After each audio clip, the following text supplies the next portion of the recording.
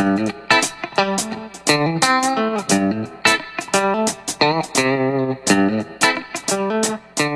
guys, nothingwire.com, and we're at the launch of the Sony RX10 here. Now the USP of this device is its long range of zoom, that's 24 to 200 mm with an f/2.8 throughout.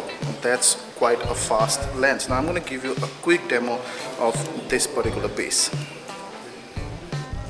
So as I told you before, the RX10 sits somewhere between the RX100 and the R1.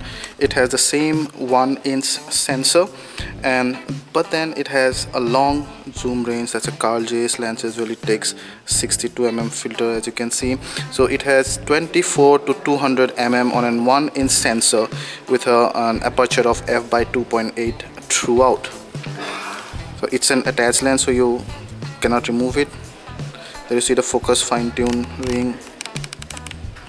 See, there's the aperture ring. There you see it goes to a minimum of 2.8. So with a lot of zoom lenses, you will see that it starts at a pretty good aperture, but then it goes down and gets pretty slow at the telephoto lens. And that's the USP of this device. It's f/2.8 throughout the length of 200 mm from 24 mm. And the body is also built quite nicely, magnesium alloy. Now magnesium is metal, but that does not make the body very heavy, so that's a good thing. You also have the built-in speaker there, a built-in flash there, sorry. So I'm gonna remove the lens hood from the way. So that's, there you see, that's your lens.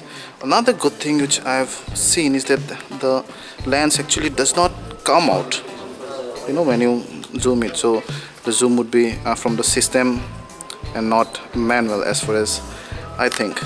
On the front side, apart from the lens, you have the focus mode dial here, your manual focus, continuous, DMFs, single focus. You have your autofocus assist lamp, no IR receiver, nice rubber patch to hold, and we like the hold as well. It's quite uncomfortable for your hand. And then on top you have the zoom ring here, the power ring here, and there you say you can zoom in. It goes up to 200, yeah, but as I told you before, no manual zoom ring. And you have your shutter release button on top, a custom switch, and then your manual exposure compensation dial. That's the LCD view, the LCD status monitor there, and then your flash trigger.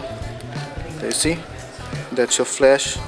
Now I cannot tilt it, so I cannot use it as a bounce flash, so it will only fall head on the subject. You have your accessory hot shoe, and then your mode dial. You have two custom settings here, some your movie mode, some scene auto modes, and then your advanced program, aperture, shutter speed, and full manual mode. The sensor mark, the mics there. On this side, there you see you have the headphone jack and your external mic jack, and below you have your HDMI port and the micro USB data transfer power port. So this guy won't come with an external battery charger, so you'll have to use the camera to charge its battery. This side you have the lone card slot there. It takes full size SD card. The back, let me just switch this on for a sec, and the back has the 100% EVF, your menu button, the dedicated video mode, a command dial there, auto exposure lock, and your custom button again. So you have one here and one here, as I showed you, your multi-directional dial, selection button, playback, and the delete button. You also have a processor indicator here. The LCD is non-touch screen. It's tilting, and we would have liked it to be a 270-degree articulating, but that's not to be, so you can only view it from 3 directions, from top, from bottom, and the usual head-on. So when you go to menu, you'll find the usual RX menu setting. It says zebra patterns and many other things. I'm sure it will also have the distortion and the chromatic aberration correction filters. We'll show you all this when this camera comes to our left for detailed review, but for now this was the quick look at the RX10. Now this guy will be available shortly in early December, but it's priced quite steep. It's about 1,28,000 when it arrives. But you'll find that the expensive price tag is kind of mainly because the long zoom range, 24 to 200 mm, or a 1-inch sensor, and keeping the aperture constant throughout the zoom range, it very expensive. And especially on as the sensor gets bigger, the expenses gets multifold. So that could be one of the major reasons this guy is priced at 1,28,000.